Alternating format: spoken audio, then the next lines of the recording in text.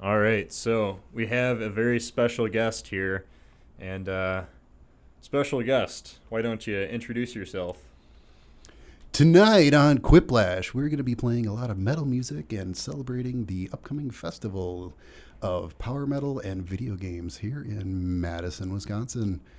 Just kidding. This is actually I'm a buddy of our lovely host here from Discord and online, and came together through a mutual love of Unleash the Archers. Oh and yeah, yep. been slowly branching out with different kinds of music and all that kind of stuff. And on Discord, I am lovingly known as Drumlord87. Yep. And that's what most people know me as. I just got here from Milwaukee for the festival this weekend. Yep, the good land. Milwaukee. All right, Mr. Cooper. Ran into a little bit of traffic, as one does when dealing with large cities and people who don't know how to drive Yep. for certain things, like getting off of the interstate or seeing that somebody had an unfortunate breakdown on the side and Yeah, yep. freaking out and gawking. But I'm here now. We're good. I'm energized. I'm a little hyper on some caffeine here. Yep. A little bang. Peach mango, not sponsored. Nice. Yeah, so definitely getting ready for Mad with Power. It's going to be a really good time. And you actually had a song that you wanted to play on here today. Yes, I another artist that I'm a big fan of.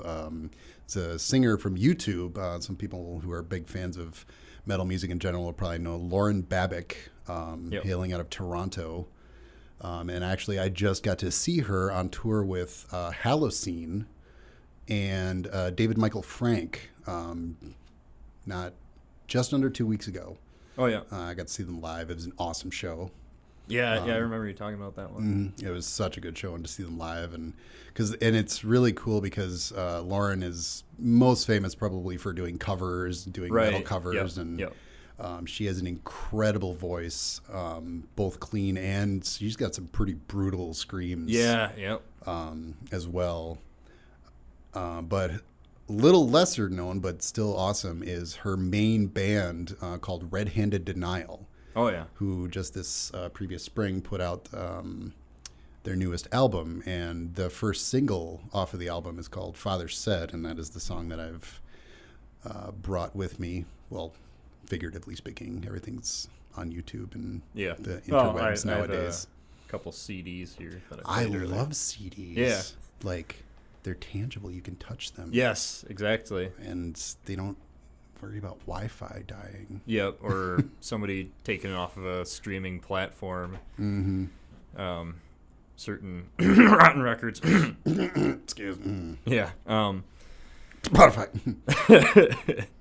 Spotify's all right. Yeah. Oh, there's occasionally they'll pull something off of there, but yeah. I don't trust the algorithm. Yeah. I like to take agency of the music that I listen to. Yeah. More so, like sometimes it's funny to see the stuff that YouTube will recommend to me, just because my taste vary everything from, like I said, Unleash the Archers and Lauren Babic and Hailstorm, all the way to, sometimes I'll listen to like folk music from when I was a kid and classical. And speaking of classical, after the song, I've got a fun little random tidbit of information that I was thinking about the other day when I was perusing through some of the bands that are going to be at Mad with Power. So Yeah. we'll have to get to that. Yeah, that's pretty cool. Without further ado, we're going to get into Father Said by Red-Handed Denial. All right, that was Father Said by Red-Handed Denial, and it's a pretty cool song. And you actually have some interesting tidbits of facts about this song. Yes, and part of that comes with being such, I admit to being a big Lauren Babic fan. Like, Lauren's probably one of my, if I were to have like a holy trinity of female vocalists in recent years, that I've just kind of like become like almost like the Mount Rushmore of female vocalists for me. Lauren is one of them. Brittany Slays from Unleash the Archers. Oh, yeah. Lizzie Hale from Hailstorm, who I've been a big fan of for over a decade now. Right, yeah. And then I'd also throw in there, just for my personal taste, I throw Taylor Momsen in there too from The Pretty Reckless. Yeah, yeah. Just because it's kind of a variety of different sounds. Yeah. But anyway, so yeah, I'm a big, I'm on Lauren's Discord, and when they put the music video up, which is a very kind of straightforward music video, but there's a very subtle, but once you see it, kind of blatant reference to the Breakfast Club in the video. And she had put kind of like a feeler out, like, hey, did anybody catch the reference in the music video? And I was one of the first ones like, oh my God, it's the Breakfast Club. Yeah. So that's just a really fun thing, because the entire song is kind of like about breaking away from toxic relationships of especially people who, like it's called Father Said, people who kind of help, I can't think of the word, but formulates our personalities as we're growing up, especially as young people. So the fact that they, chose Breakfast Club references for that kind of song, and it's just really fun. And Lauren's range of vocal skill, going from, that's a good example of another one, is her metal, kind of brutal metal cover of Toxic from Britney Spears. Oh yeah. Just she can hit those high pop vocals in that song, but also like just drop the floor from under you. Yeah. Within one A to B. A lot of variety in sound. And she could do it live too. Like I said at that concert, she did Toxic live. Yeah. Yep. And so definitely worth checking out. Go down the Lauren Babick rabbit hole. Yep. It will, the web of different, mostly like YouTube kind of based singers and musicians and everything is quite vast. Even just starting with Lauren, just all the collaborations, like Halocene, Violet Orlandi, Jonathan Young, who's famous for all of his Disney metal covers. Oh yeah. And then this amazing guitar player named Cole Rowland, who dude can shred. Like, he was part of an Avenged Sevenfold cover, and he just he kind of took a I think it was from Nightmare or Afterlife, one of those two songs, but he just took the guitar solo from that and absolutely shredded the shreds of that. They were already like pretty good, and he was just like, oh yeah, I'll just throw it a few more in there, and a couple more scales, and I'll just rip it. Yeah. So yeah, that's my and actually you are a genius, because I see the next song is actually, I was listening to Queen of Dreams and I was digging their sound. Yeah, well, we actually saw them at the Lords of the Trident CD release party. Oh yeah, they were there. Yeah, them and Droid's Attack. Yeah, they were really good. I think they got like a 6-string bass, so I'm pretty happy about that. Yeah, I was digging their sound, and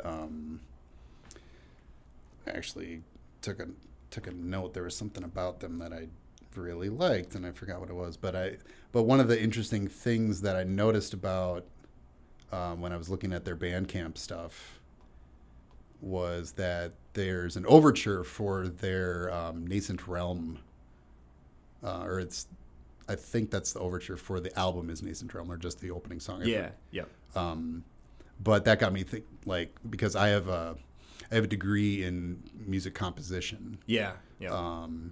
So I nerd out and geek out about more nerdy side of music stuff, which pretty much most people, I would say, in the metal and rock realm kind of are music nerds at heart. Yeah, of course. In some, they don't know, not everybody goes to school and gets a degree in it like I did, but they have a pretty good understanding of it. Just kind of in general.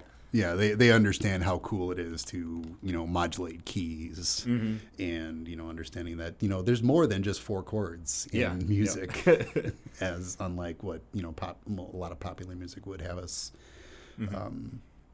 believe. But anyway, so, I noticed their overture and I was listening to it and it got me thinking about, like, what is an overture? And because overtures have been around, since back in the days of, Bach and Mozart and Beethoven, like they were a staple. Yeah. And one of the most kind of famous pieces of music is the 1812 overture, which most people know. If anything, they're just like, oh, well, yeah, it's that song with the cannons. Yeah. Which, a little background on that, it was actually by Tchaikovsky. Yep.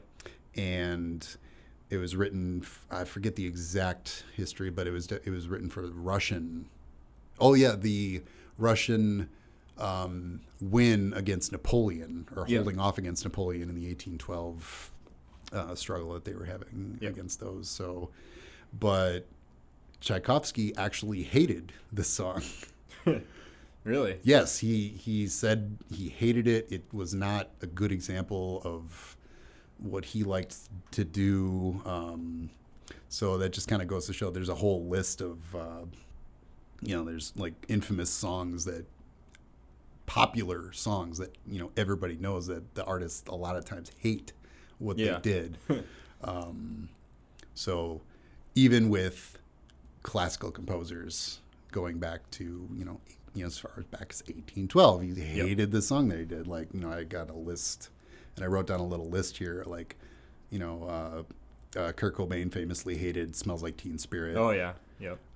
Guns N' Roses or Slash particularly didn't like Sweet Child of Mine. Although he kind of came around to it in recent years, I think. Yeah, but I think those two in particular, just they got overplayed. Yeah, I mean, I get that. Mm-hmm.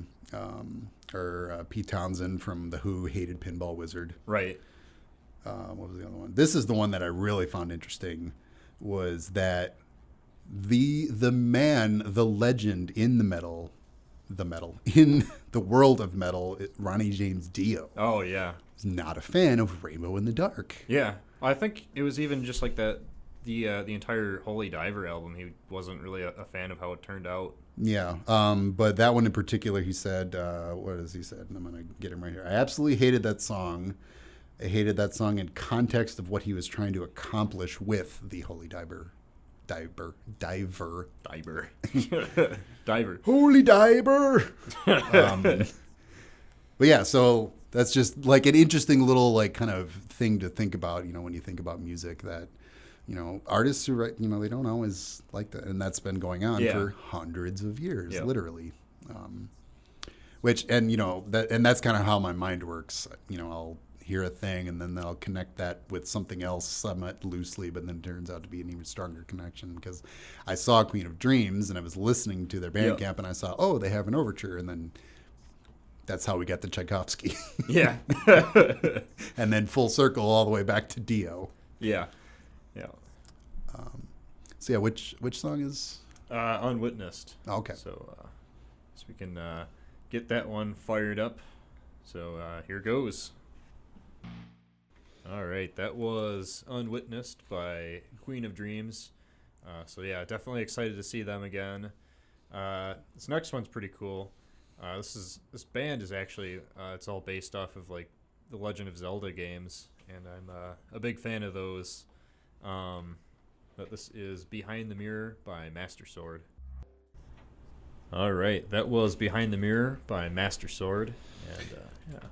And as I continue to say, I think you're psychic, because so far, two of the three bands that I wanted to mention, like, that I was excited to see at Mad with Power, the other one was Master Sword. I was like, geez. Just when you hear bands, on a recording, and sometimes there's just that something that you're like, ooh, that more of that. Give me that. Mm-hmm.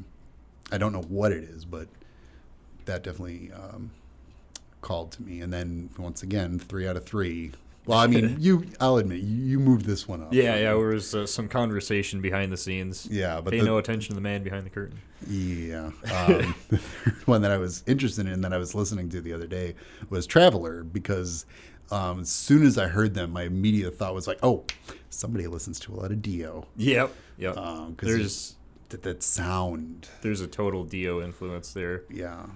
Mostly from what I remember is the guitar sound, like, just how they amp their guitars, the way that the guitars are using, the amps are using, or the plugins, or whatever it is. It's just very reminiscent of that 80s Dio. The production, too. It's very similar to how they were doing things in the 80s. Mm-hmm. Yeah. Production matters, kids. Oh, yeah. Yes. Production matters. Yep. Don't get it twisted. Or do get it twisted. Yes, or do. But, never skimp on production. Like, that's something that I want to get better at with some of my own stuff that I'm working on, is I want to, learn how to mix and master. Because if you don't do that, it doesn't matter how cool a thing sounds in your head if it doesn't sound good to someone else. Yeah. And there's a lot of different directions you could go with it, because, there's a lot of bands that will use, crappy production, and it works for that style. Mm-hmm. And then there's other bands that it's like, if it had that sort of production, it wouldn't work. But yeah, it's a very interesting thing. Yeah, I will admit, to Dio, the sound of their recordings of their drums, on part of me, I'm like, oh, they didn't do a very good job mixing that, because I can't hear the things that I like to hear in a drum kit. Right. Yeah. But if you changed it, it wouldn't sound like Dio. Yeah. Yep. There's just something in the way. So 6 in one, half a dozen in the other. Right.